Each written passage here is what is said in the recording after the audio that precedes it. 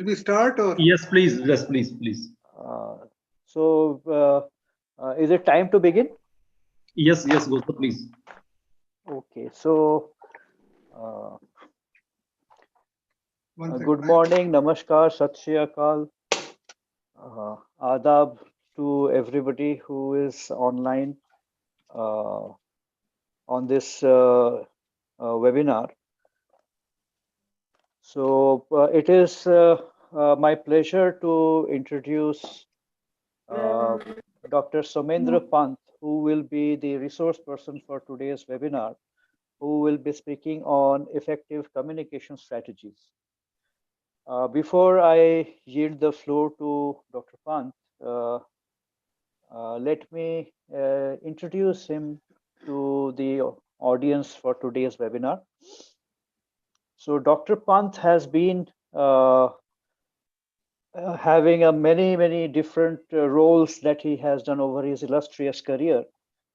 So he has been a banker, he has been an educational administrator, he has been a systems analyst in the industry, and he has been an educator par excellence, where he has been in the profession for more than 40 years. Now, Professor Pant obtained his Master's of Science in Physics from the University of Indore in 1976, and then went on to obtain another Master's of Science, this time in Industrial Management and Planning from Rensselaer Polytechnic Institute, United States, where he specialized in Management Information Systems, MIS, and went on to do his PhD from Rensselaer Polytechnic Institute in Management Information Systems in the December of 1997. Since then, he has been having a diversity of teaching and research interests. He has taught over a dozen different MIS and e-commerce courses over his entire career at Clarkson University. He has been a visiting professor at IIM Indore and Goa Institute of Management. He has many different research interests and publications in the field of supply chain management, business process outsourcing, innovation, IT strategy, human resource management systems, and has been an internationally acclaimed leader in the field with authority, and as an author of the book Innovative Planning for Electronic Commerce and Enterprise, reference model, published by Kluwer Academic, one of the major academic publishers in the world. And it gives me immense pleasure to introduce him to the audience today. And I guess without wasting much time, I would yield the floor and give the microphone to Professor Pant. He is also, if I may add, the director of the Akal University Business School and Professor Emeritus of Management Information Systems at Clarkson University, USA. Professor Pant, over to you. Thank you, Dr. Ghosh, and welcome to all of you.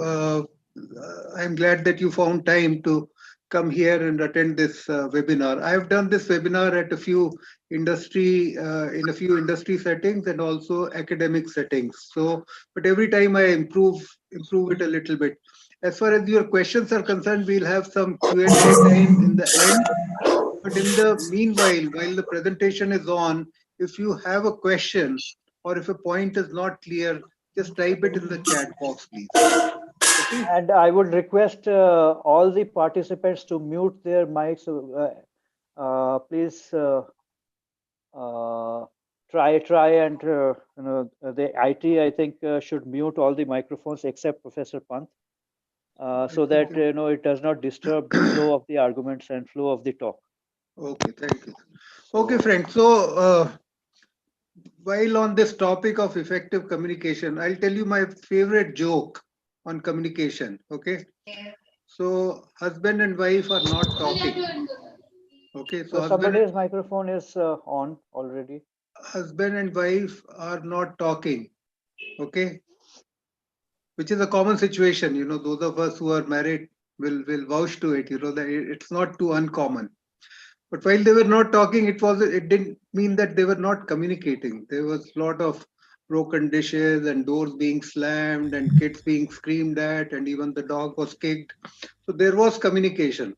Now the interesting part was the husband had to leave on a business trip. Okay, so he left the wife a note. I have a 10 a.m. flight. Please wake me up at 7. Okay, so he leaves that note for the wife. When he wakes up at 11, he finds another note. It is 7 a.m. Please wake up. So this is sometimes how communication goes. Uh, Now you may be thinking, if there was communication there was communication on one side. Husband communicated with the wife. Okay, wife's communication unfortunately did not reach the husband. Anyway, so that was my 1 second. Let me first start share. Uh, Yes, sir. there's one point I want to make to the students who are attending this webinar. Kindly refrain from saying good morning in a sequence. So it disturbs the speaker and it disturbs the others also. So if you have a question, can you please point it? And if not, then refrain from saying good morning every time. So only a question should be put up on the screen, on your chat box. Okay, yeah, I think that's a good point. Thank you, sir. Thank you. Okay, folks. So this is who I am. I think Dr. Ghosh has already told you something about myself. So as far as our today's agenda is concerned, we'll try to cover most of these points. Okay, what is communication, importance of communication, verbal and non-verbal communication, virtual communication, few theories, barriers, and things like that. Okay. So as far as I am concerned right now, it's a pleasure, it's an honor to be associated with Akal University in Talwandi Sabo.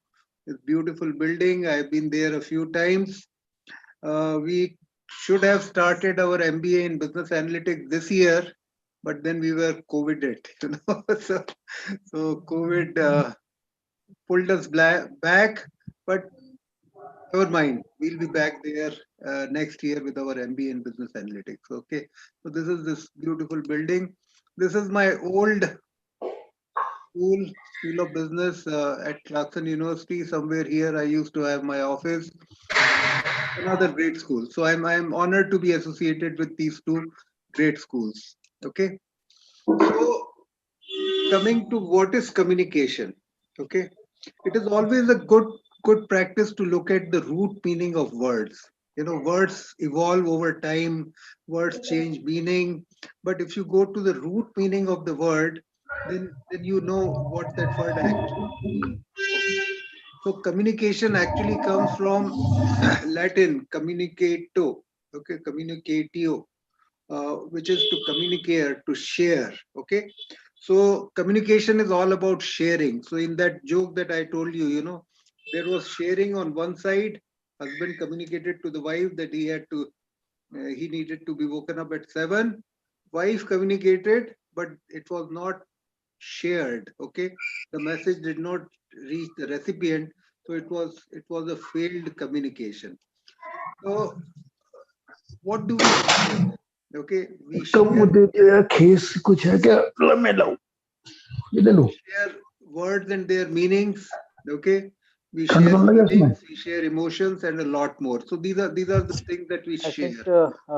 Dr. Pant, I just need to point out to the IT people, the host, please mute everybody's mic except Dr. Somendra. So there is somebody's mic which is having a lot of noise.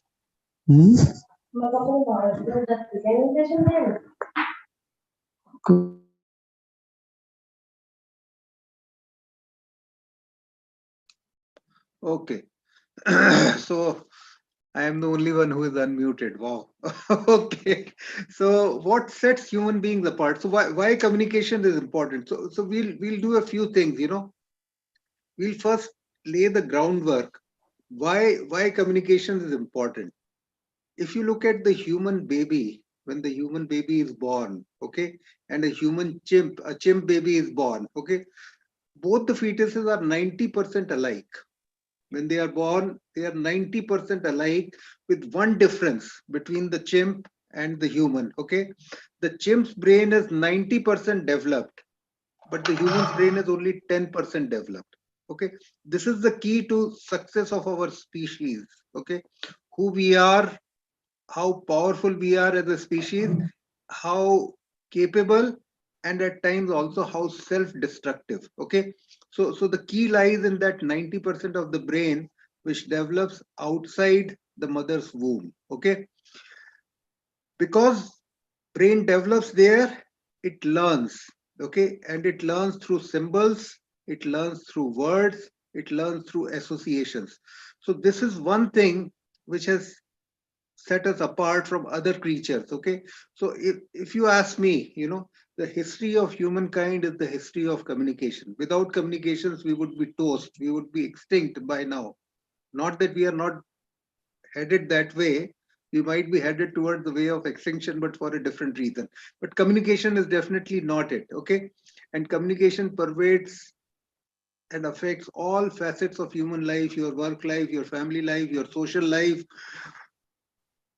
When you communicate with a loved one, when you communicate with a not so loved one, all that is communication. Okay, it pervades the whole of our life in various ways, integrate, non-integrate, and so on. Okay, when it comes to types of communication, normally we associate communication with verbal communication. Okay, we speak. Okay, on a given day we speak 2000, 3000 words, whatever. And written communication, we write essays, we write answers to questions, we write letters, we write emails, we write Facebook posts, Twitter, so on and so forth. All that is verbal. And then there is non-verbal communication. We communicate via gestures, we communicate via looks, we communicate via body language, and most importantly, we communicate via touch. Okay, touching is very important. Not in the present scenario, we have to maintain that distance, but gestures, looks, body language, all these are important. Okay, so verbal is very important. Okay, some facts about verbal language. English language alone has over 1 million words. Very rich language. Roughly 6,500 languages in the world. More than most of the 7.2 billion members of our species, they use some language or the other to communicate with others. Okay, the total amount of written material put together will be huge. Okay, there is nearly a 22,000-year-old history of the written word. In the beginning, there was only one book, but that book was very popular, and the book was Bible. Okay, but if you look at the amount of printed words, I got this picture. This is the Library of Congress in the US, probably the largest library anywhere in the world. Here you see, in this slide, you see only the catalogs of the books which are there in the Library of Congress. And this is just so huge. Okay, so written word is huge, but what is interesting is that this written word is getting doubled. Okay, it took human beings, so many years, 2000 years, to come to the year 2019, 2018. Okay, they created some amount of written word. Some of it is here in this library, some of it is not there in that library. All that written word, it is hard to believe, the amount of words which were written up to 2018 were doubled in 2019. Okay, so this is how we are expanding the amount of information, the amount of words that we have. Every year we double what we had previously. Why? There are so many posts on the Facebook, there are so many emails, there are so many Twitter things. So this is how fast we are communicating. Are we communicating effectively? That's a different issue. Okay, so what has verbal communication achieved? This laptop that I am using to communicate with you, the Zoom software, everything, okay, is a result of somebody communicating something with somebody else and putting it to good use. Okay, so what has verbal communication achieved? Almost everything: science, technology, medicine, law, art, literature. But the interesting point is still 70% of all our communication is still non-verbal. And we'll see the reasons for that, why non-verbal communication is so dominant and how we fail to recognize how this non-verbal communication can be. First of all, we fail to recognize how this non-verbal communication is actually happening, and what we teach our students, what we learn in schools and colleges is verbal communication. We fail to pay attention to non-verbal communication, which is the lifeblood of all communication. 70% of it is non-verbal. Okay, and then I'll explain to you why it is important, how quick it is, how quickly our non-verbal communication takes place. We will come to all that in a few minutes. Okay, just pay attention to this slide. It doesn't have anything directly to do with the communication, but this is an iceberg. Okay, what is important about an iceberg is that 7/8 of it is underwater.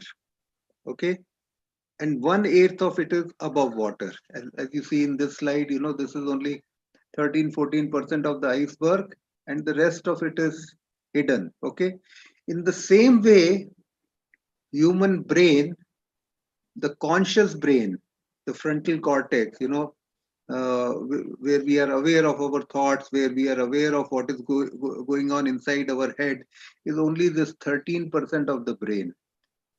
The rest of the brain is unconscious, subconscious, submerged. Okay, and lot of communication happens from that subconscious brain. So we need to pay attention to the subconscious as well, because that is where a lot of clues to failed communications may lie.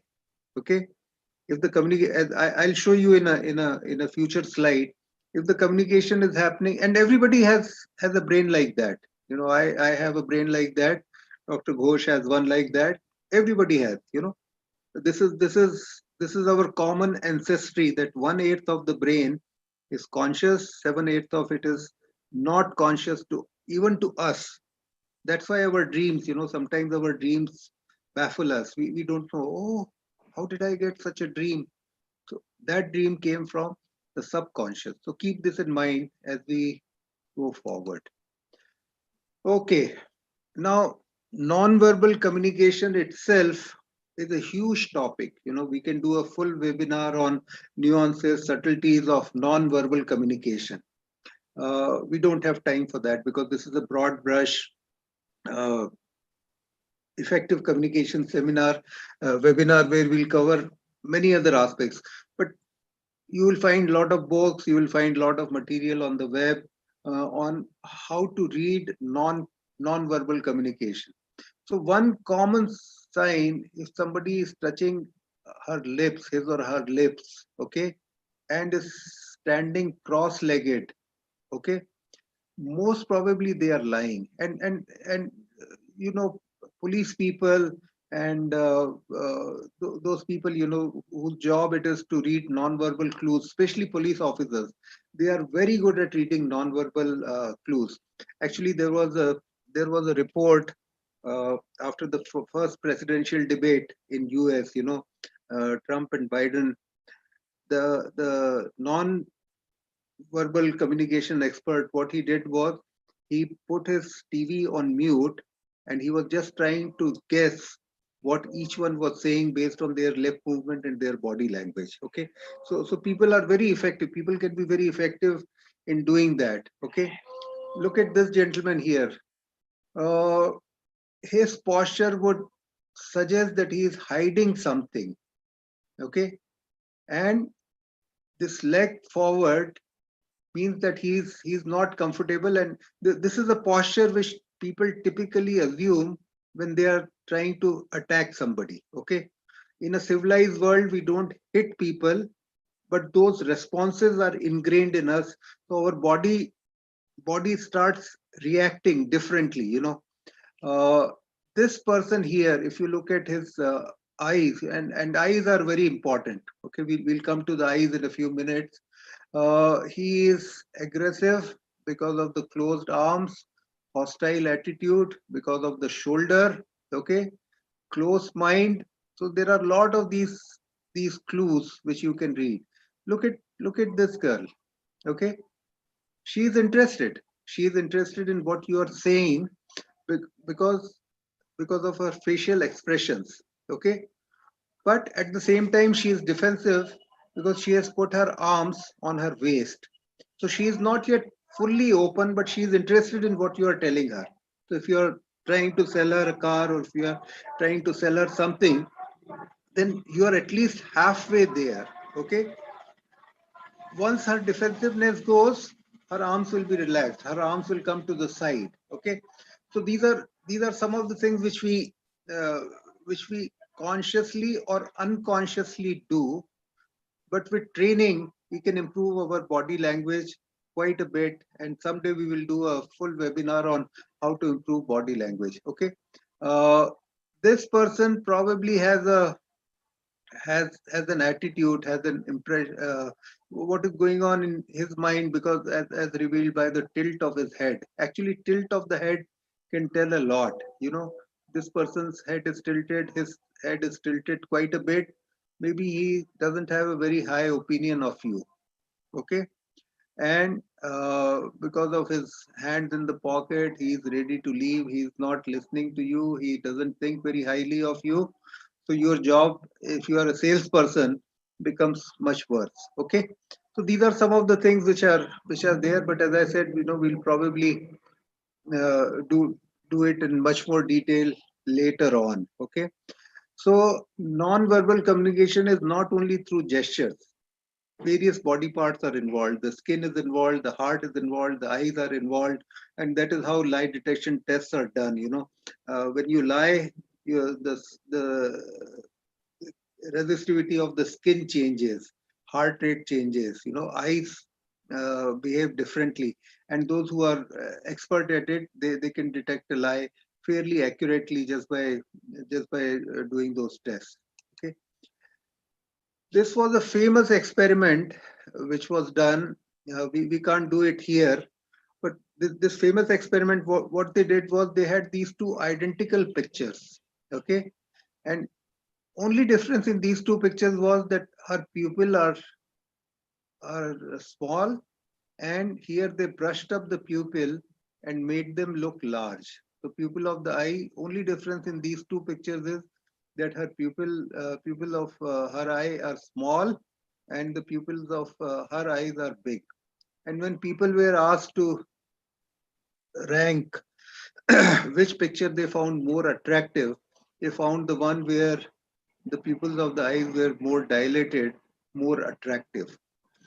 Now, what eyes tell us is very, very important. There's a famous Hindi song, you might have heard it. आंखों ही आंखों में इशारा हो गया. आंखों ही आंखों में बहुत सारे इशारे हो जाते हैं, because this part of the eye, you have no conscious control over it. Okay. If you like somebody, then the pupils of your eyes will automatically dilate. You cannot control it. Okay. And if you don't like somebody, the pupils of your eyes will shrink and will become smaller. Okay. This is a well established scientific fact. So much so that people who go out to buy diamonds, okay, they wear dark glasses. And also people who play poker, this card game where people bet high amounts. Okay. So people who go out to buy diamonds, they wear dark glasses. Why? Because if they like a particular diamond, then the pupils of their eyes will dilate. Okay. Once pupils dilate, the seller knows that such and such person likes this particular diamond, that they may increase the price. Okay. So eyes tell a lot, and you have no control over it. It is autonomous. Okay. That's why uh, lovers look each other into eyes. Okay. Why? Just to find out if the person really loves me or not. So this is a very telltale, very powerful sign which happens all the time, and you cannot control it, but you can learn to read it along with the gestures and other things, which we discussed earlier. Okay. Next 3 or 4 pictures are there for a purpose. Okay. So here is our cricket team, Indian cricket team in a huddle. Okay. And here you find chimpanzees in a huddle. Okay. Chimpanzees also huddle together. Human beings huddle together. Okay. We are like chimpanzees. We are not like lions and cats. We are more like chimpanzees. Okay. So we like to huddle, and this is how human beings console each other. Okay. Maybe she lost somebody in the family, and this woman here is consoling her. A very common gesture, which you will see not during COVID times, but you will see this gesture, and we are all familiar with it. That this is how human beings console each other. This is how chimpanzees console each other. No difference. Okay. The point here is that our non-verbal communication is actually coming from our basic roots, which is being a chimp. Okay. What implications does it have? We'll discuss it. So during virtual communication, we are losing all that. We are losing this richness, of being close to one another. Okay. People are surprised, that people are told there is so much COVID-19 scare, there is so much COVID-19 education, there is so much COVID-19 awareness, which is already there. But people are still going out and meeting others. They are going to bars, they are going to restaurants, they are throwing parties. We may think, are they stupid? Well, they are not stupid 100%. They are chimps. They need company. They need to be around people. Okay. So keep that point in mind as we go forward. Okay. So now some of these things which we have discussed, and hopefully you have grasped them. Let's recap. Number one, communication is very important. Okay. Without communication, human beings wouldn't have survived. Most of the communication we think takes through words. Okay. And it does. And there are a lot of words, there are a lot of books, lot of languages, lot of written word, lot of knowledge is being created round the clock. Okay. Still, non-verbal communication is important. I'm just recapping all the points that we have discussed so far. Okay. And non-verbal communication often happens unconsciously because of that model that I showed you of the human brain. 7/8 of it is unconscious. So that unconscious is behaving in very interesting ways. One popular model which explains interactions between human beings, communications and interactions between human beings, comes from transactional analysis. Okay. So transactional analysis expects to find answers to these questions.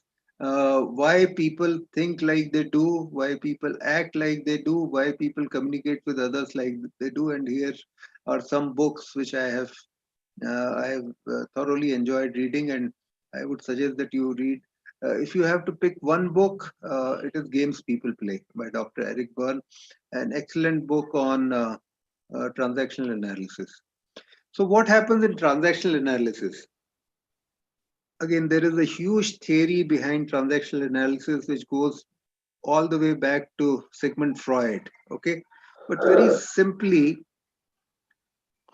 we think that we are one person. Okay. But we are not. We are three people at the same time. Who are those three people? There is a child in us. Okay. Who wants to play, who's joyful, who gets scared. Okay. Just like any other child. And there is a parent in all of us, a moral principle: do this, don't do this. Okay. That is the parent in us who is always telling the child, behave, don't do this, be on time, be honest, honor your commitment. All those things come from the parent. And there is an adult also in us which works rationally. Okay. So sometimes transactions may happen between parents and parents. Okay. The parent in me may tell the parent in Dr. Ghosh that young generation should be more responsible. Okay, a common phrase that we hear. And Dr. Ghosh hears that message and he says, I agree with you. The young generation should be more responsible. Okay. So what has happened is my parent communicated my moralizing principle communicated with his moralizing principle. Transaction was complete. Okay. Now in this one, what is happening is two adults are communicating, two rational beings. What time do you have? I have 11:15. What time is it by your clock? It is 11:15. Now see how this simple transaction can get vitiated. Okay. Here, what time do you have? The first person asks. So this communication is addressed to the other person's adult, to the rational being. Okay. Like here, what time is it? It's 11:15. Transaction is over. Nobody is unhappy. Okay.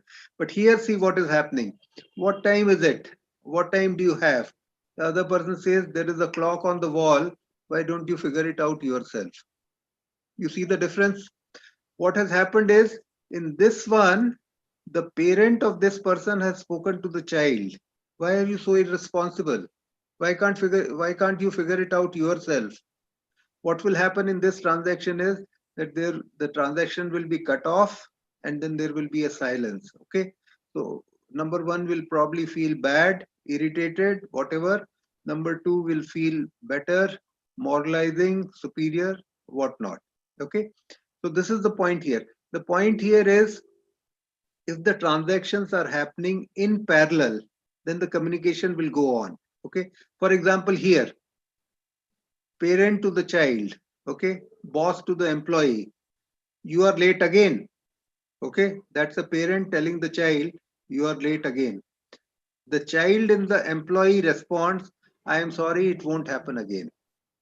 Okay, no problem. This transaction can go on.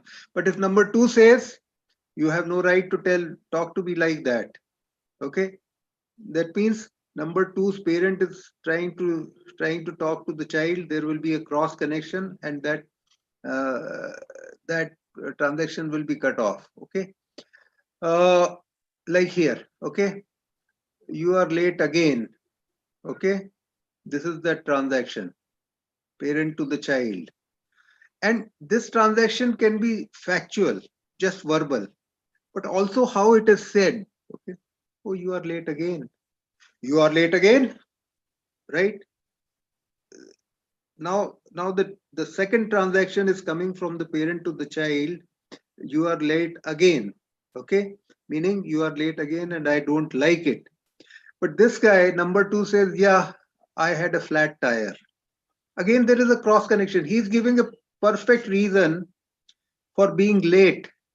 Okay, but number one wants to hear something else. He wants to hear an apology. He wants to hear the child speak.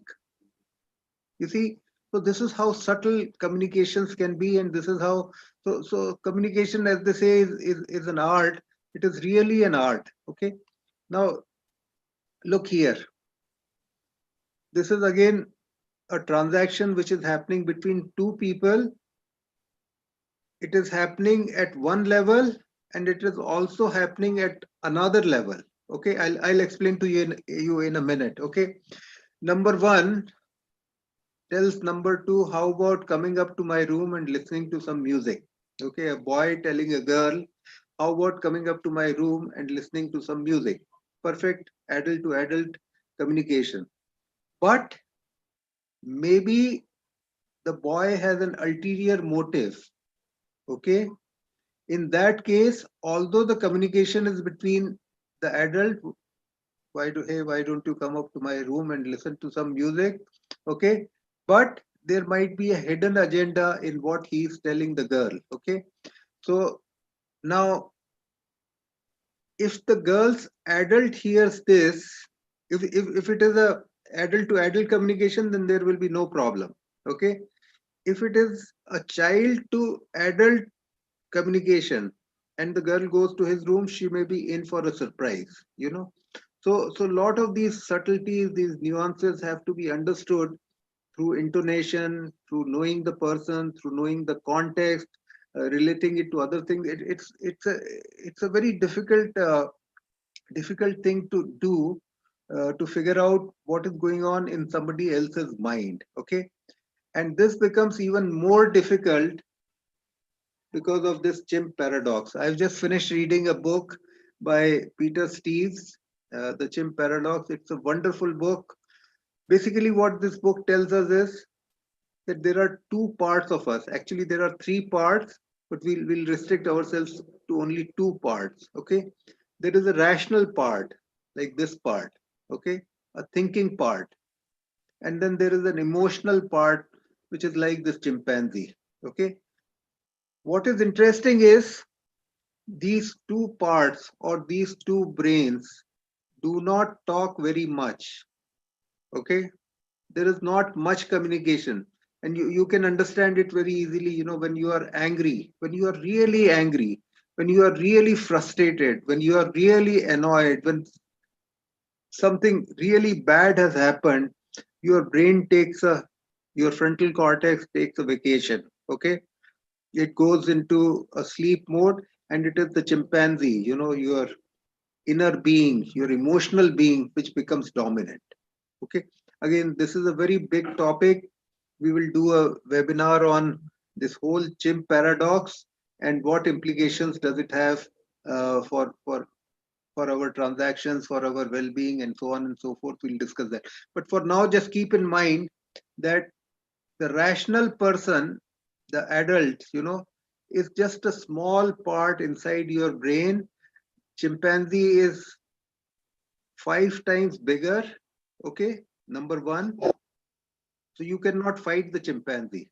You cannot tell, oh, chimpanzee, be quiet, you know, don't make me angry, don't make me jealous, don't make me frustrated, please, please, please.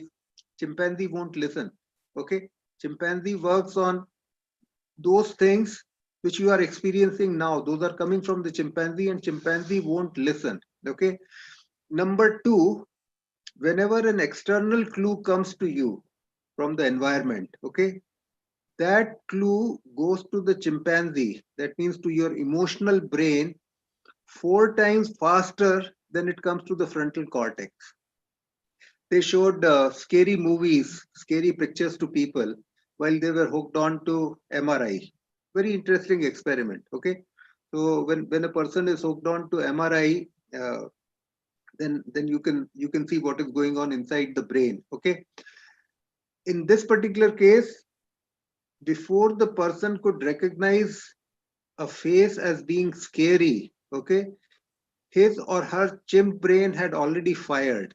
You know, the light started, so that part of the MRI started lighting up before the frontal cortex, meaning the fear signal had reached the chimpanzee way before it reached the human being. Okay, do you see this point? Very important point.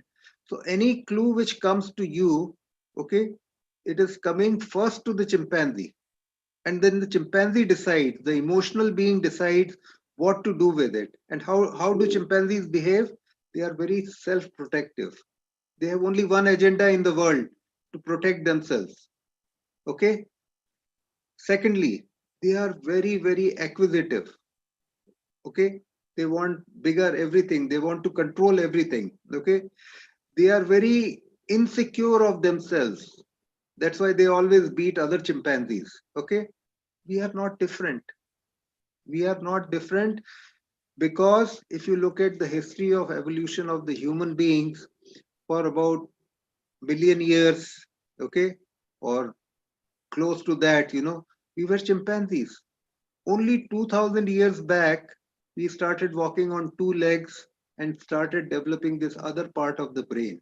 Okay, I think it is 2 million years, yeah. So not 2000. Yeah. So 2 million years. Approximately 2 million years. Okay. So there is a long history of our being chimp, okay, and a very short history of our being human. Okay. So a lot of behavior is still driven by the basic emotional instincts that we have inherited from the chimp. Okay. Which brings us to this interesting point. So there is a chimp inside me and there is a chimp inside you. Okay. How do we communicate? If the human in me is talking to the human in you, then communication is okay. Then it is a rational communication. What time is it? It's 11:15. Uh, so on and so forth. How should I invest my money? You say, okay, right now market is uncertain, so invest in a safe environment.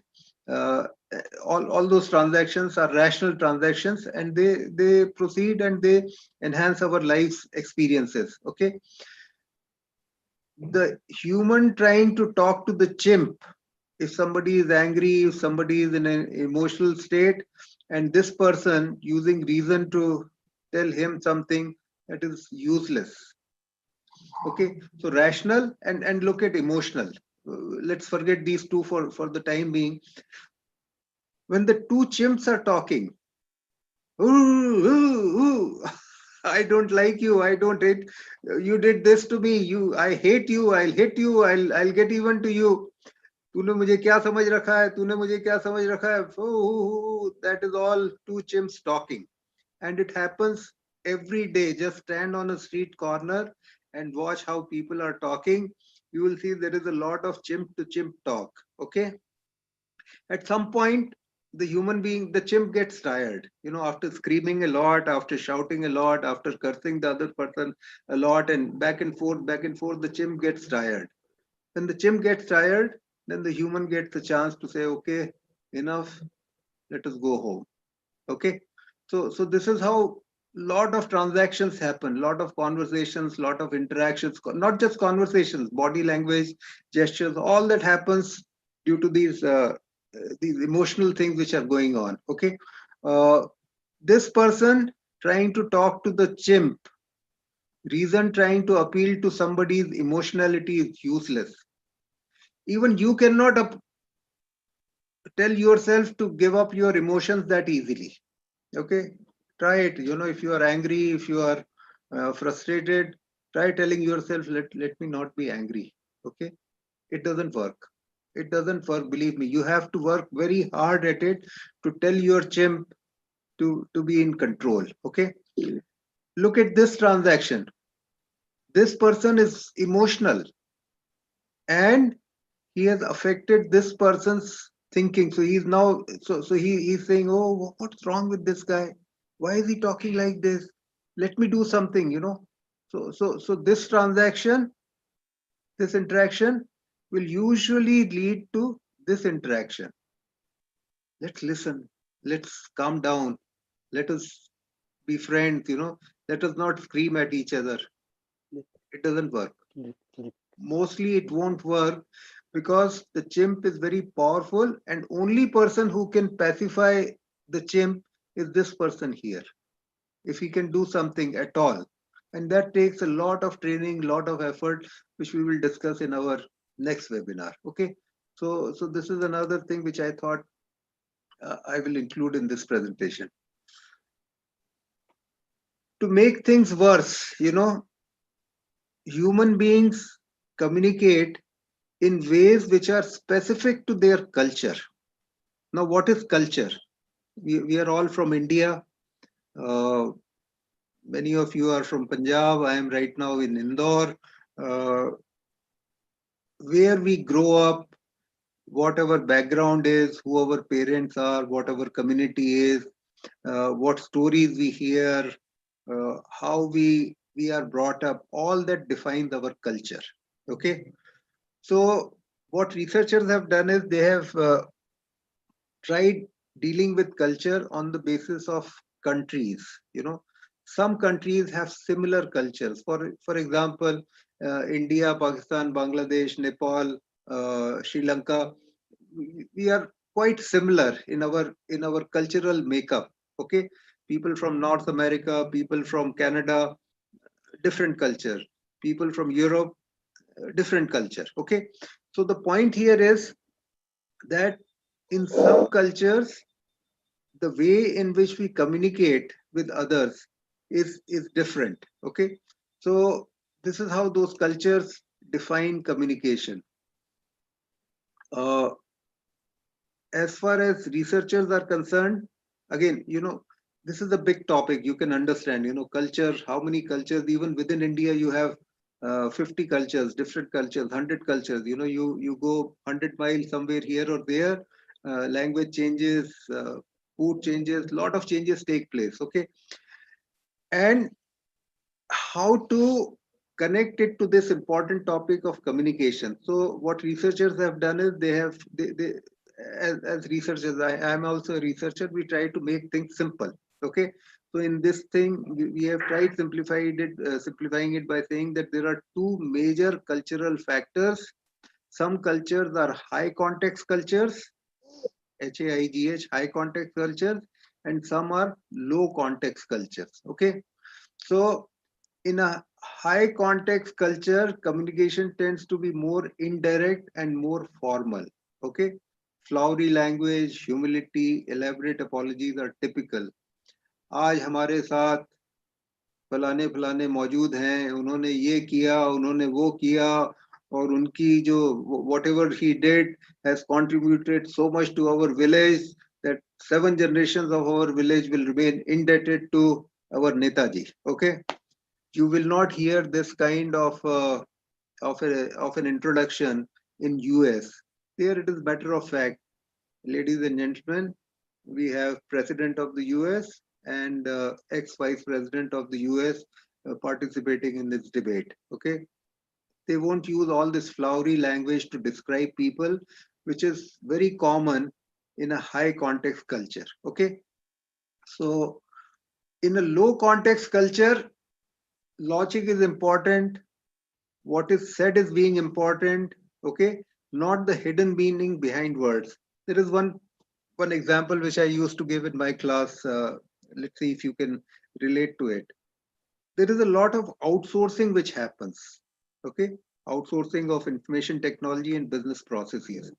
And the way this outsourcing is happening is the company is sitting in the US, the company is sitting in England, France, Holland, wherever, and that work is being performed by people in Bangalore, in Mumbai, in Gurgaon, in various places. Okay, so now comes this interesting point that there is a communication has to take place, and the communication has to take place between somebody who belongs to a low context culture and somebody who belongs to a high context culture, i.e. the person sitting in US or England or Holland, okay, and the high context culture person who is sitting in India. Okay, so this boss, his project was getting delayed. The boss was Dutch. It was a Dutch company which had outsourced work to India. Okay, and the work was getting delayed. And the person who was responsible for this work, he kept on telling him things like, I went to the village, my father was not well, this thing happened, that thing happened. All the things which the Dutch person would think are totally irrelevant.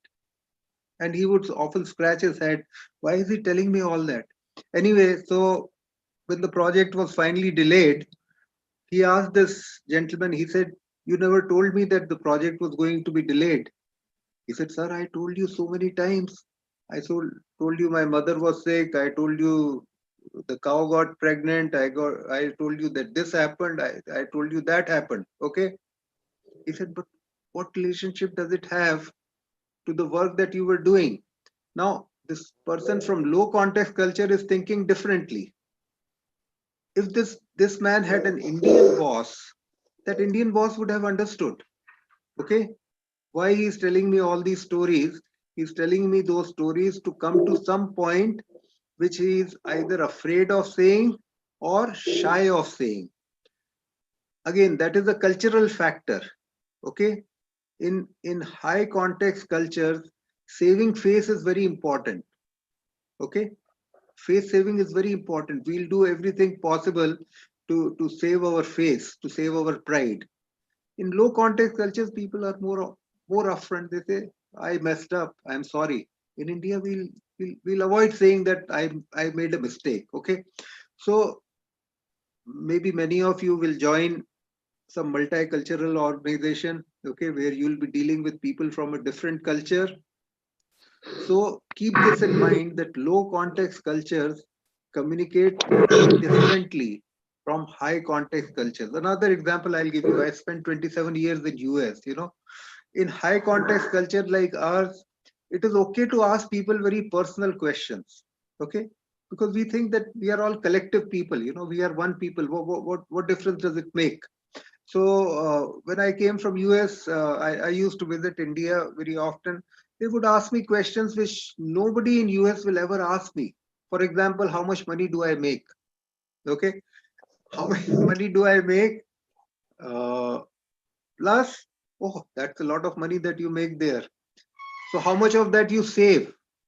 Okay, another personal question. Third, what are you going to do with all that money that you have saved? In US, that will be a total no. Nobody will ever ask those kind of questions unless the person was very close to you. Okay, even then they would hesitate and they will avoid asking those questions. So keep this cultural factor in mind, and maybe you will have to deal with people sometime. Another thing is, people in the West are more liberal with their facial expression. At least they smile a lot. Okay, in India we are even hesitant to smile sometimes. So you have to, you at least that is what I found.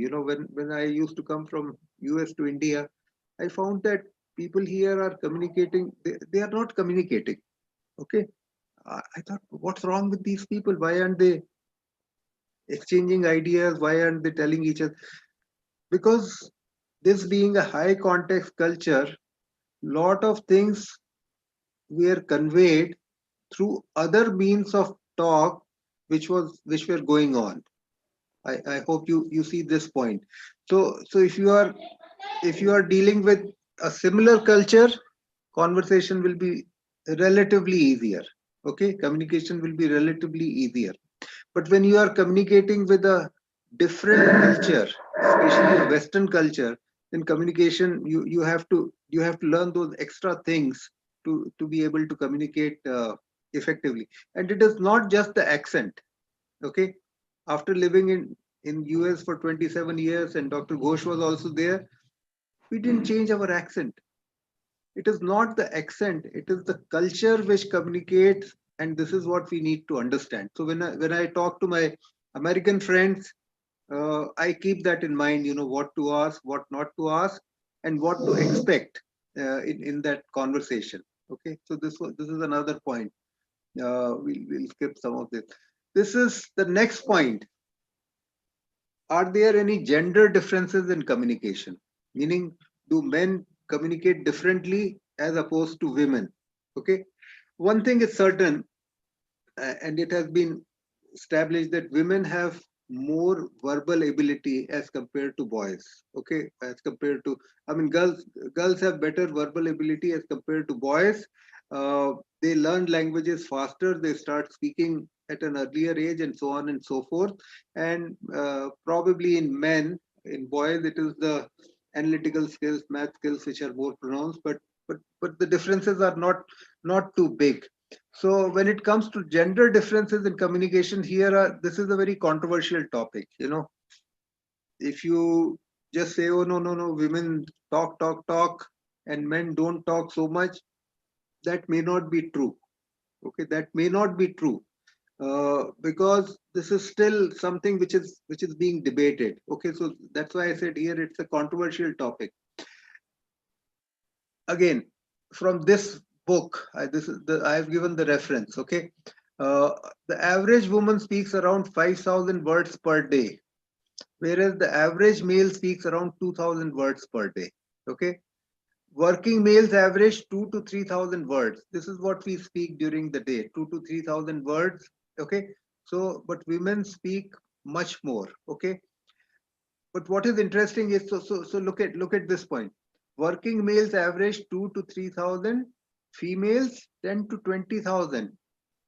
However, both average about 500 to 700 words of actual value. So the conversation which has actual value is probably about the same for both men and women. Okay. So that leaves us with this difference that ladies add a great deal of fillers to their conversation. It is not that they are trying to mislead you or they are trying to, because what they are communicating is the same that you will hear from a male co-worker. Only their style of telling it, using a lot of fillers, building a lot of stories around that is what differentiates them. Okay. So again, this is a big topic. This is a controversial topic. I don't think you try to read too much into this and see, but if you are a boy or a girl, you can be at least aware of this fact that, okay, maybe I use words, I use conversation differently as opposed to, and there are so many other points which we cannot discuss here. When there is a conversation between a boy and a girl, okay, let's say they are dating each other, they just, or not even dating, they've just got to know each other. Okay. The girl asks the boy, how are you? Okay. And he will just respond in one or two words. I'm fine, thank you. Okay. But if he asks the girl, how are you? She'll probably make it more elaborate. Oh, I'm fine, but this is what happened yesterday, and we cooked this, and my mom said this, and this happened. Okay.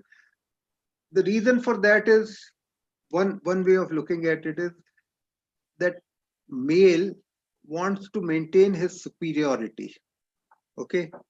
The male ego, if you want to call it that, is probably more pronounced. He he immediately puts himself into a boss position, that I am in a boss position in this relationship. Okay. And what do bosses do?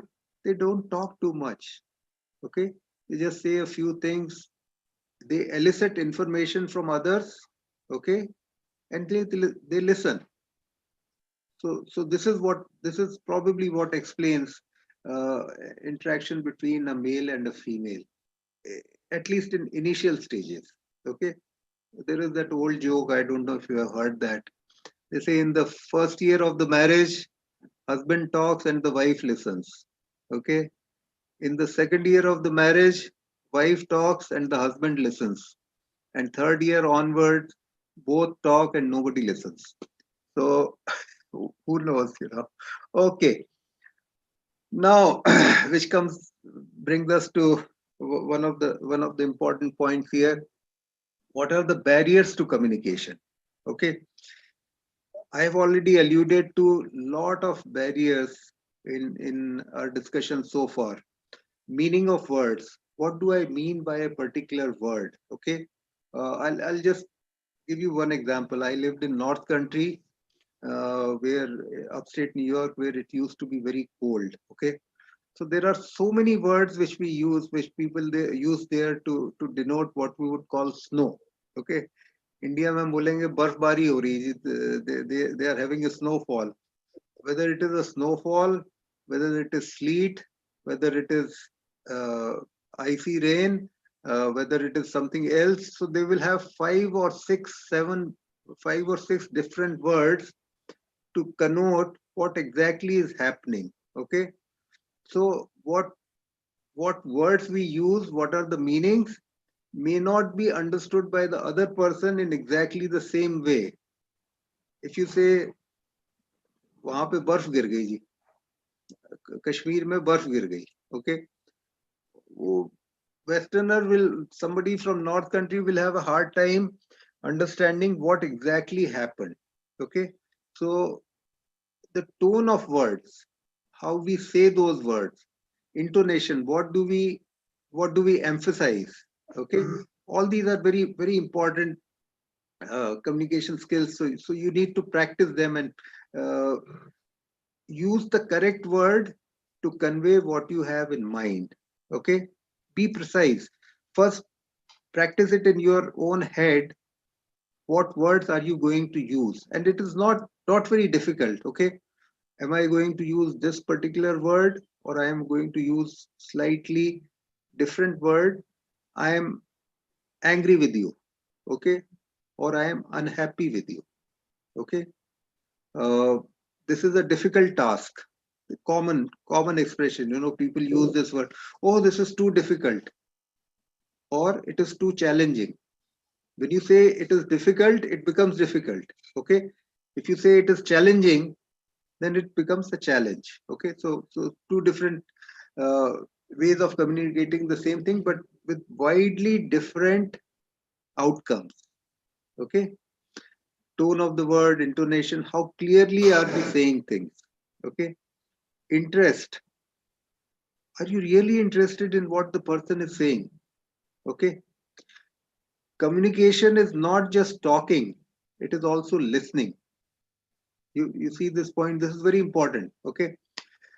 Sometimes a person may be telling you a lot of things, you know very full of, which are very important to him. Oh, I went there yesterday and I met my old friend, and then we went out and we did this and we did that.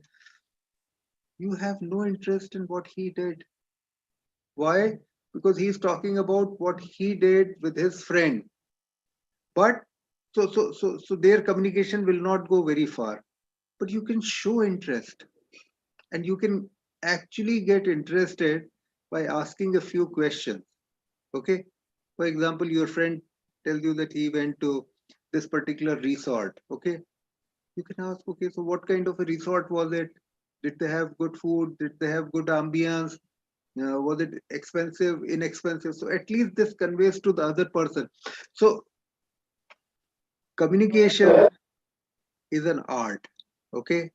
And it is probably the most important art that you will learn, because research has shown that lot of connections are made over informal conversations. You meet somebody at the airport, you meet somebody at the train station, you strike a conversation with the person, and something happens. You may get a job, you may get a contract, you may do something.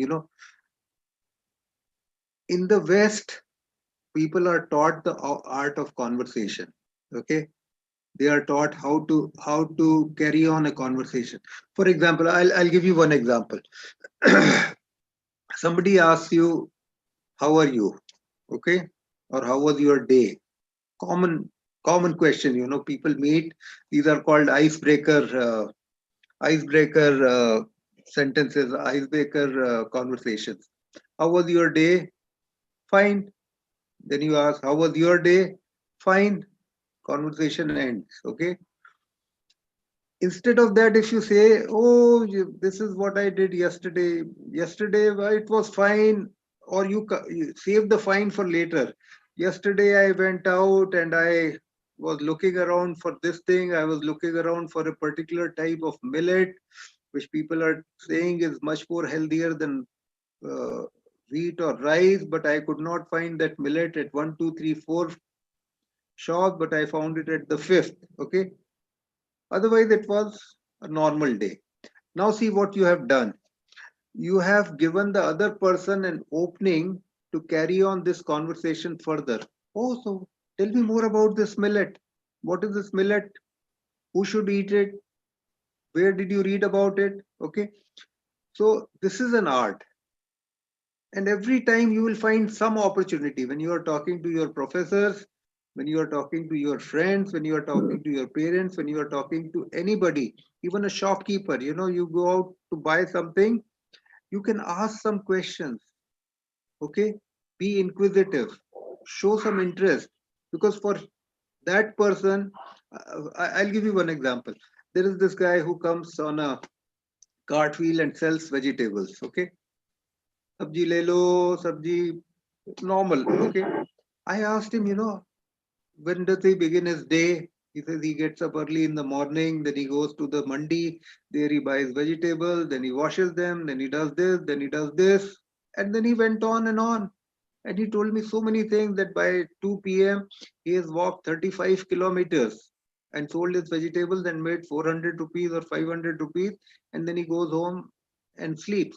Okay. So just by showing interest, you get so much, and you learn from that. So make it a habit, in any conversation. If the conversation is going towards a dead end where there will be nothing more to say, okay, think of something which will make it more interesting. Culture we have already discussed, and who listens the same point, that if you are not showing interest, then you are not really listening. Okay. There is a listening which happens through the external ears, and there is a listening which happens here, and there is a listening which happens at the heart. Okay. If you can come to that point where you can listen to somebody with your own heart, okay, then you would have won that person's uh, interest for a long time. Okay. So the next topic. So far what we have seen is maybe the rehash of those things, how human beings communicate, why communication is important. Gender differences in communication, research is still not very conclusive about it. And we have talked about some of the barriers to communication. And mind you, these barriers are not easy to remove. Okay. If you are an extrovert, that is most probably a personality trait that you were born with. Okay.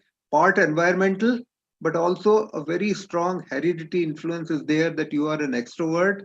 And likewise, if you are an introvert, it is most likely your genes plus environment which has made you an introvert. So should you just say, oh, I am an introvert, I am not going to talk? Actually, introverts are very happy during lockdown. There was a research which I read. They said, oh, we don't have to go out and meet so many people. Extroverts are more, they are suffering more. Doesn't matter whether you are an introvert or an extrovert, okay? You can still practice this art of conversation. It will be easier for the extroverts, it will be difficult for the introverts, but introverts can learn it. Some of the greatest public speakers have been very introverted. Okay. They dreaded public confidence. I don't know if you know that story about Gandhiji. His first speech, the first speech that he made was to the Vegetarian Society in England. At that time, he was a student there. That was the first speech he made, and he fainted.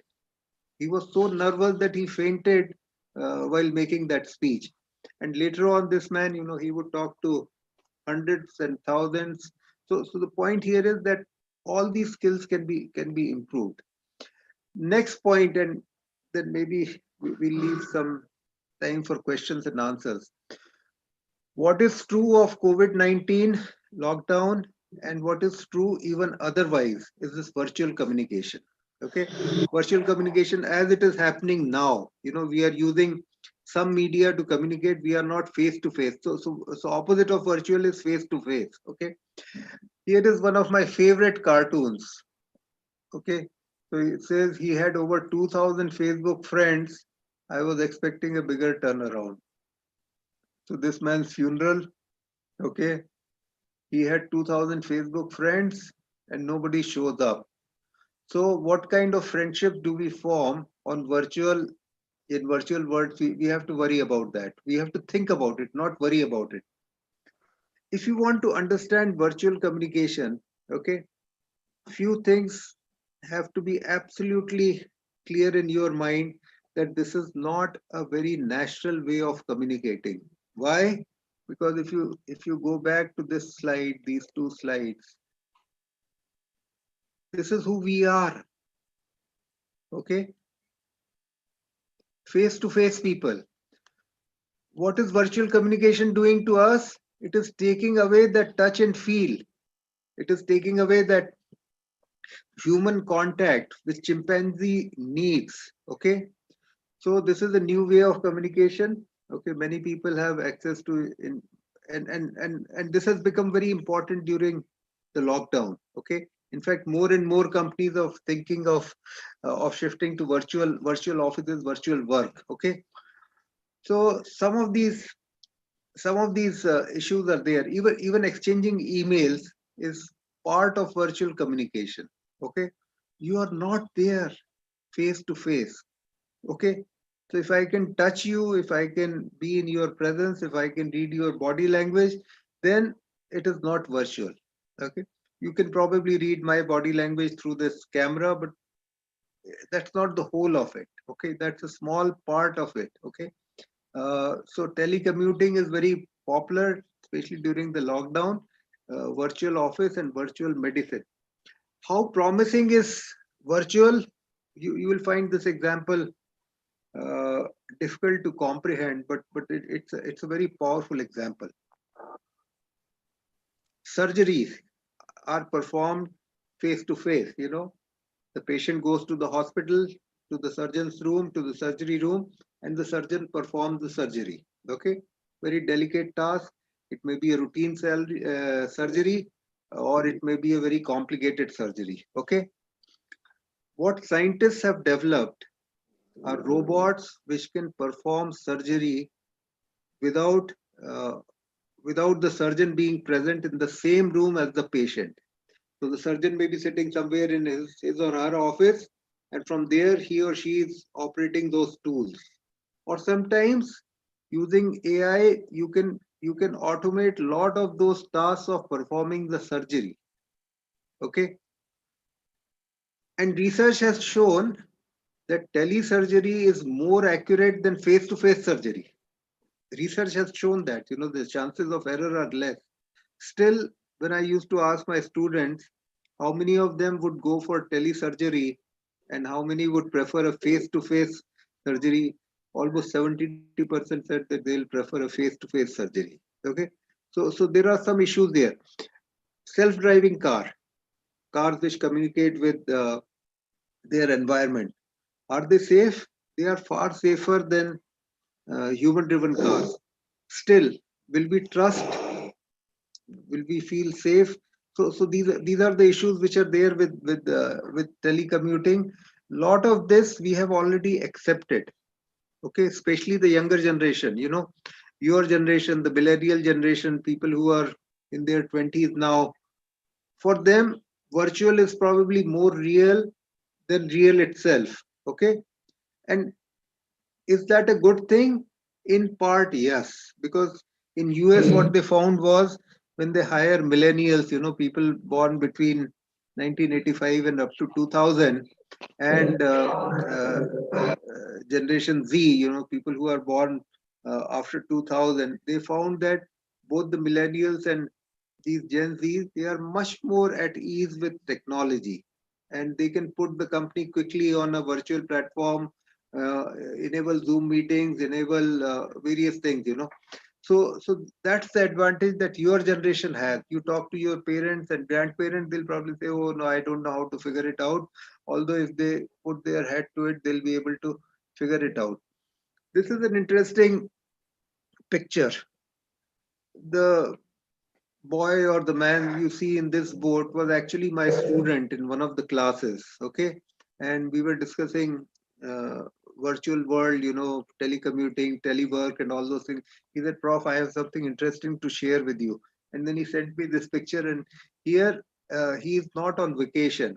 Okay, he was doing an apprenticeship with General Electric, and he's sitting in his boat using the General Electric laptop to communicate with his people to do his work. Okay, uh, and he's actually working.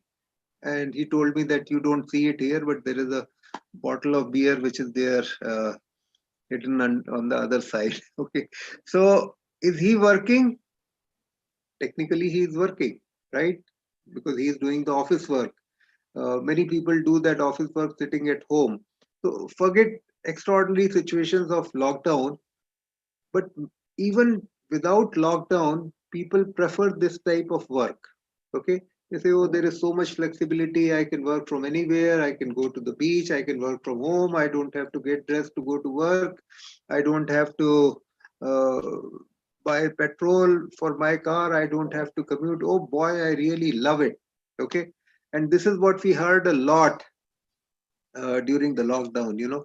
Oh, we love it. We don't have to go anywhere. But then they did an interesting study, and they found that people who actually went to an office and participated in face-to-face meetings and were connecting with people, like chimps do, versus people who telecommute, who do all their work using laptops or iPads or various other gadgets. People who actually formed those contacts, physical contacts, they did better in the organization than people who didn't form so many real contacts. Okay, so it is debatable. Does decision making improve? Does your organizational bonding improve, or it deteriorates when you go from physical to virtual? Right now, organizations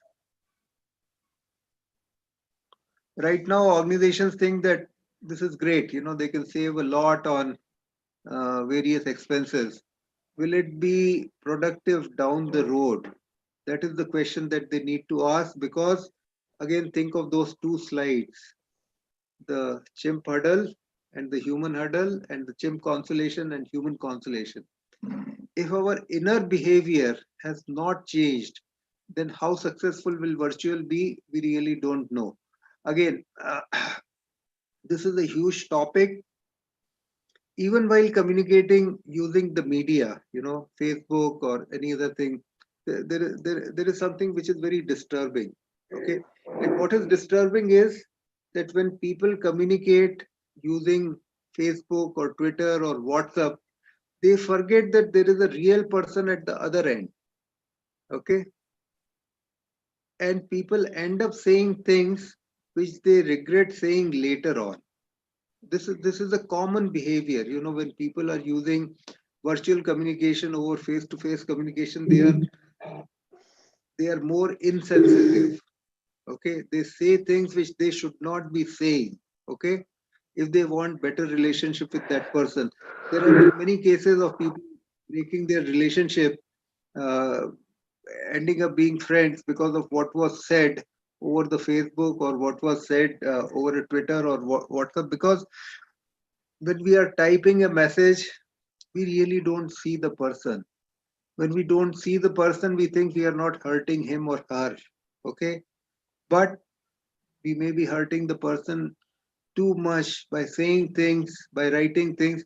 Saying things, the person may forget, but if you write something nasty about the person, he or she can read it again and again and again and keep on feeling bad about it. Okay, so this is one point which we need to keep in mind. What virtual communication does is, so if you want to understand virtual versus face to face, there is a very simple model.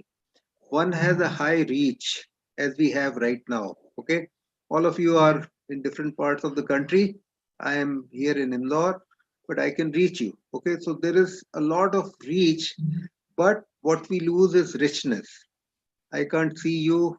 I can see you a little bit, but I can't read your expressions. I can't read your body language.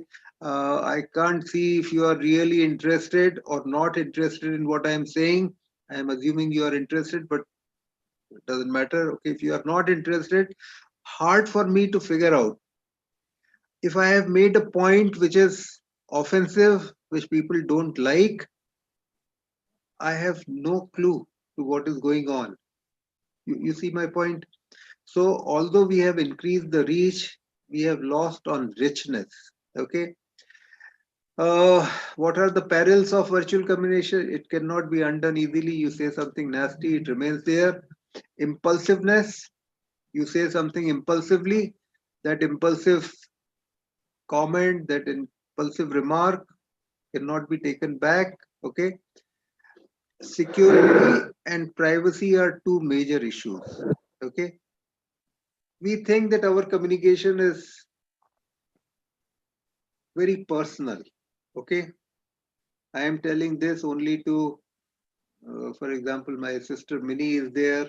She has joined our webinar. So I send her an email where I share things which are personal, which should be kept within the family and so on and so forth. Do you think it is so? They say anything that you write in an email, you should be able to print it and hang it outside your office door. That is how open email can be, despite all that security. So you have to be very careful, even with email. Okay, forget email. Facebook. Oh, Mark Zuckerberg is everybody's friend. Do you know that?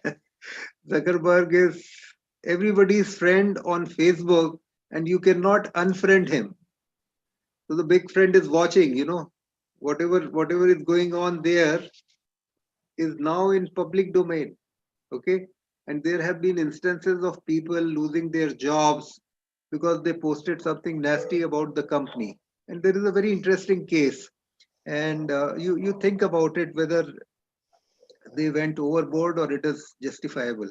There were these two women who work for a particular organization. I don't remember the name of the organization now, an American organization. So they both come home and they are both on Facebook.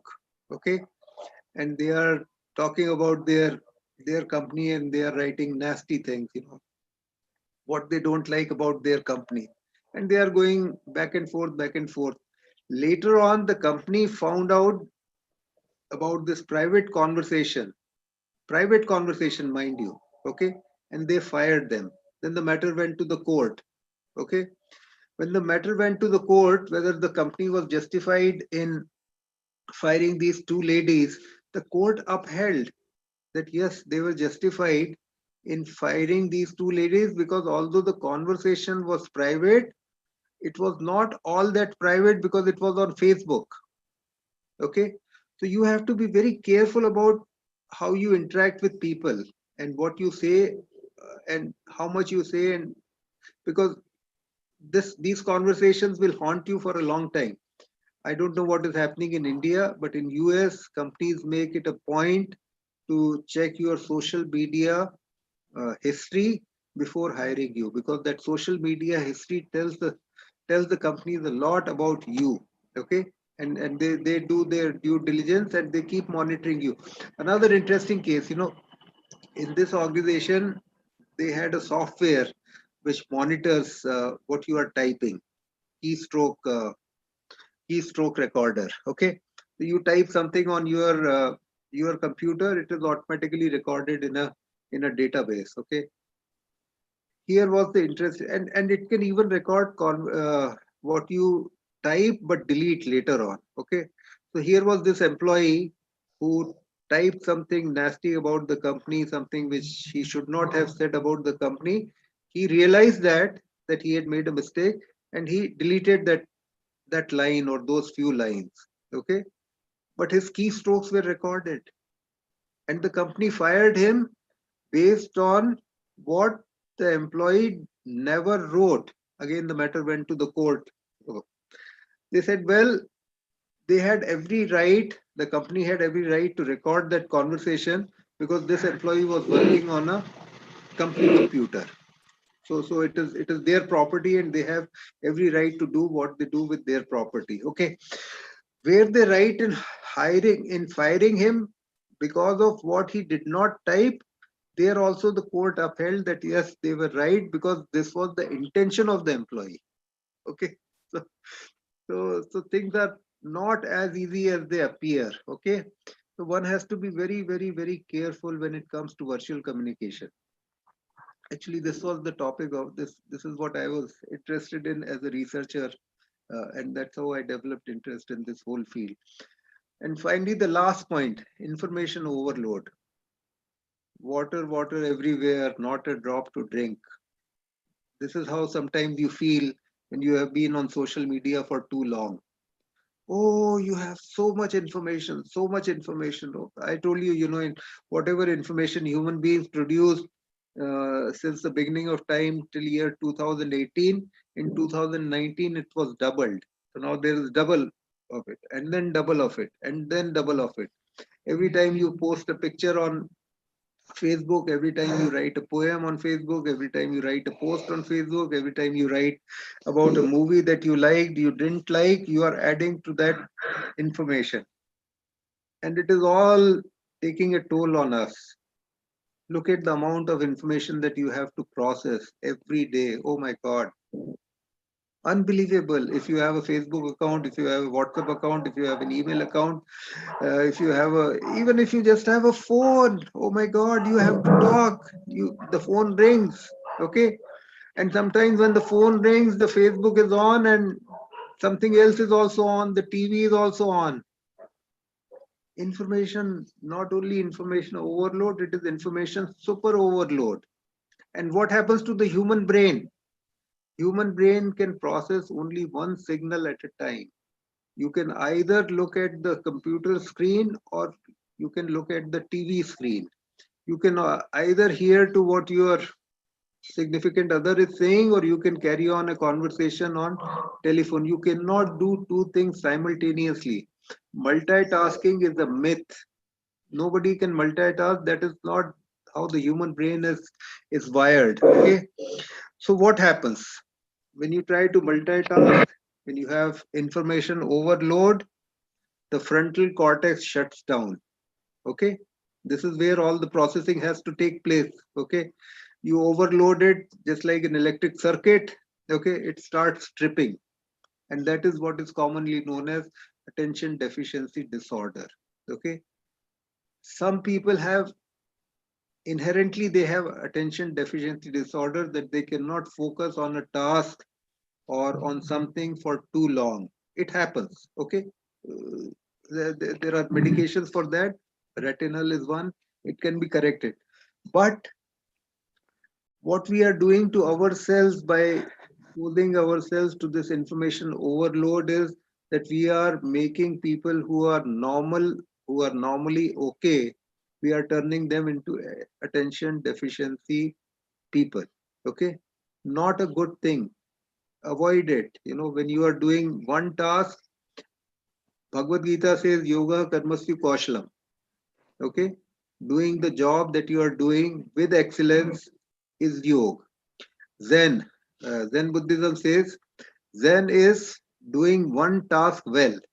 So there's a lot of commonality between Bhagavad Gita and Buddhist philosophy. You do one task, focus on it, do it well, and then move on to the next one. And you will see how your communication, your efficiency, your everything improved. You cannot write two essays at the same time. Okay. You can write only one essay at a time, but and you write it well. Okay. Anyway, so finally, how to improve communication? Okay, we are, oh, Dr. Ghosh, can we go on for some more time? Uh, uh, I, I, I think maybe 5 minutes or so. 5 minutes. Okay, folks. So finally, what should we do? How can we improve our communication? So I thought of these 4 C's of communication. Make a connection with the person. Okay. Recognize that it's a human being just like you. Okay. Give some respect. Ask something personal. Make that human connection. Then your clarity, absolutely essential. And it comes with practice. You know, some people are essentially clear when they are talking very precise.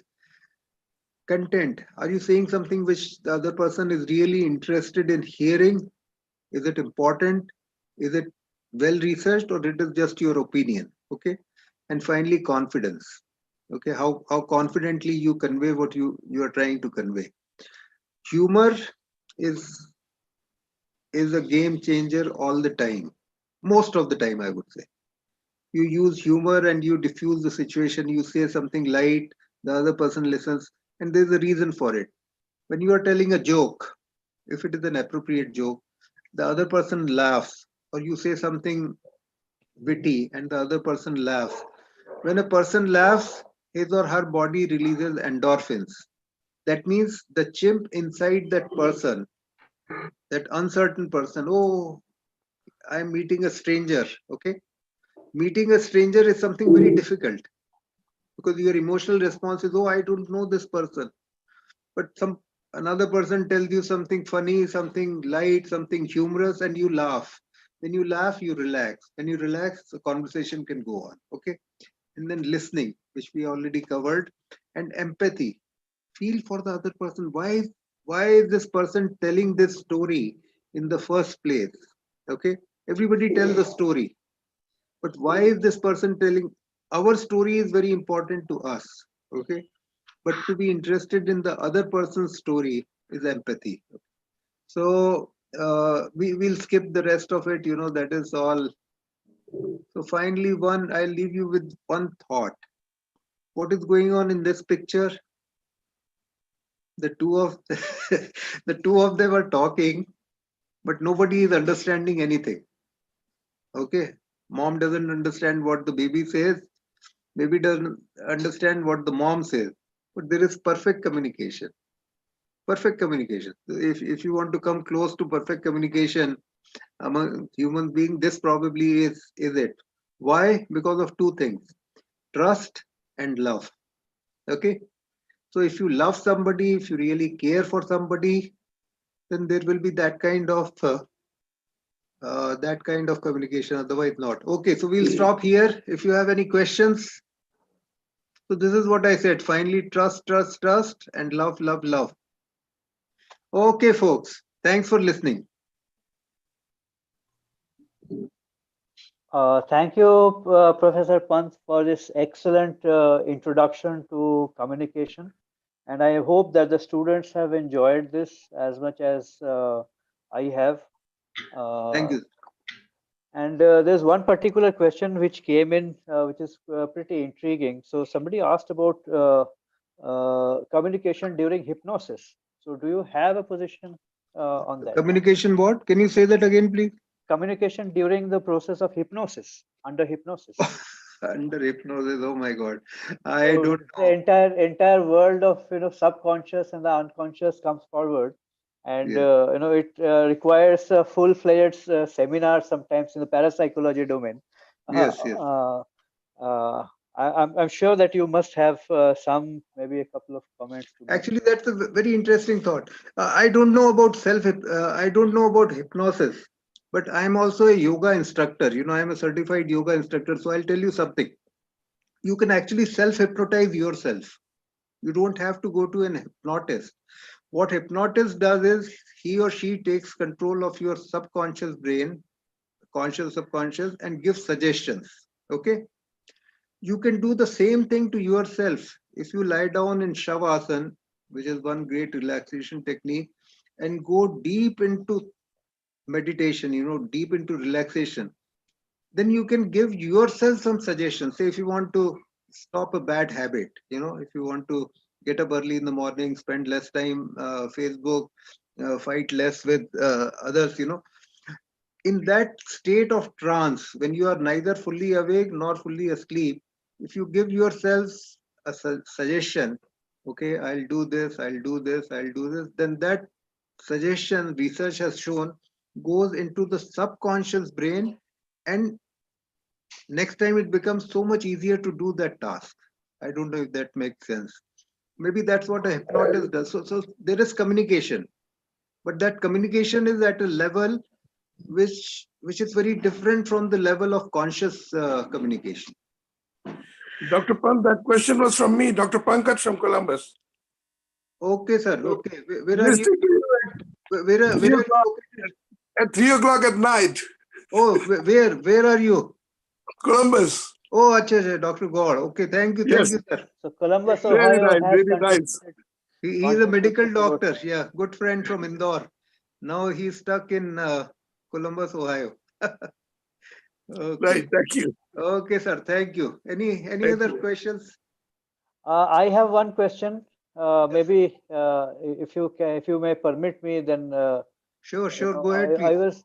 was very intrigued.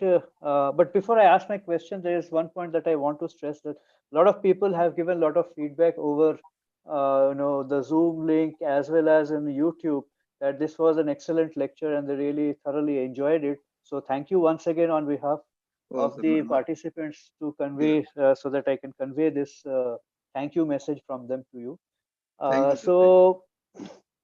So the question that I wanted to ask is that with this virtual world that we have come to right now, Yes, sir. which is impacting our lives quite much more than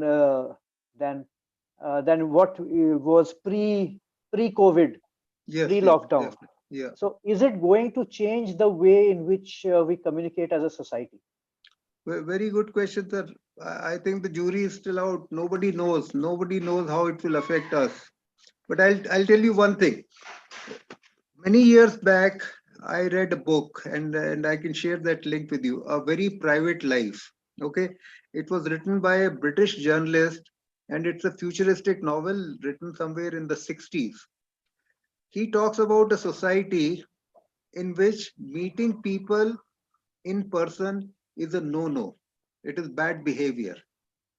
Okay, so he painted a picture, future picture where this will be the norm, that you don't meet people. So in that particular world, people get together only to have children, only to procreate. Otherwise, they stay virtual. Okay, I doubt it. I think I may have read the novel. Michael Maybe, Friend, maybe, Michael yeah, Friend. Yeah. yeah. So it vaguely comes back to me when you mention this Yes. as Yes. a normative behavior of human society. I think it is somewhere in 3060s or something. Yes. So Yes. almost like, so this was written in 1960. This Yes. novel Yes. was You are written in right. You are right. 1960. Sir. You are right. Yeah. And so it thinks about a scenario which is very, very in the future, like almost 2000 years into the future.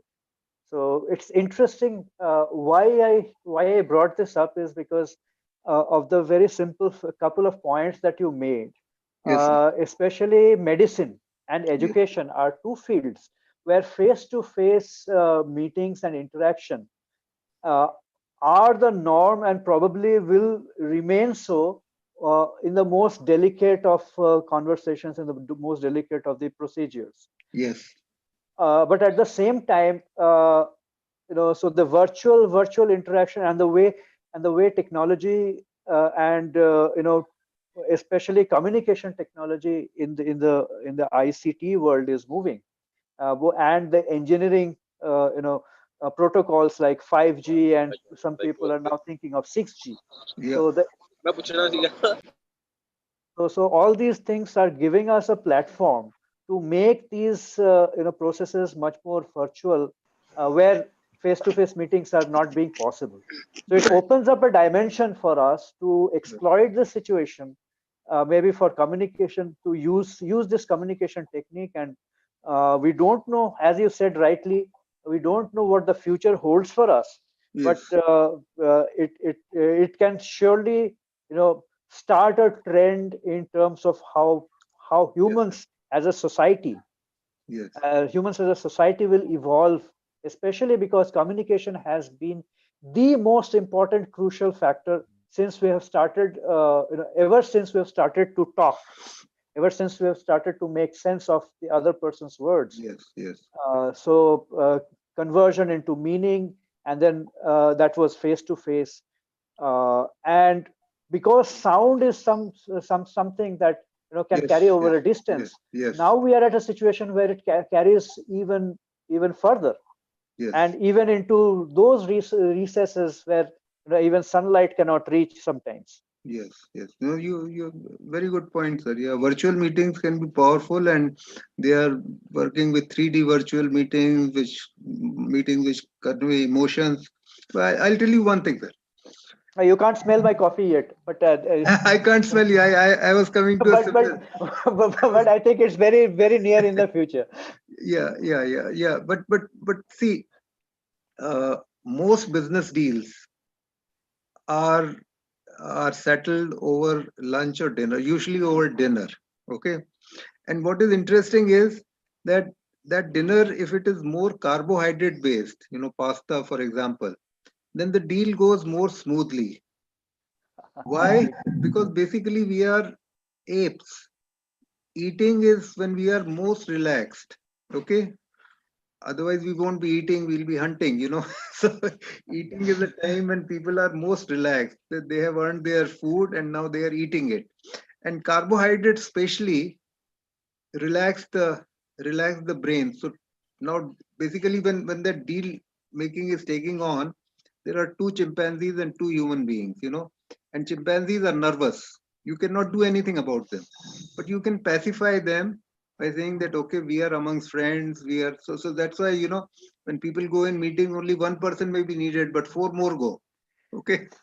So that's when you have to take off for a flight, and Yes, then the entire family is there at the airport. yes, yes, yes. So that's a basic social need which comes from our ape ancestry. Okay. Since we were apes for a long time, and human brain probably hasn't yet developed to that part where it can look at everything rationally.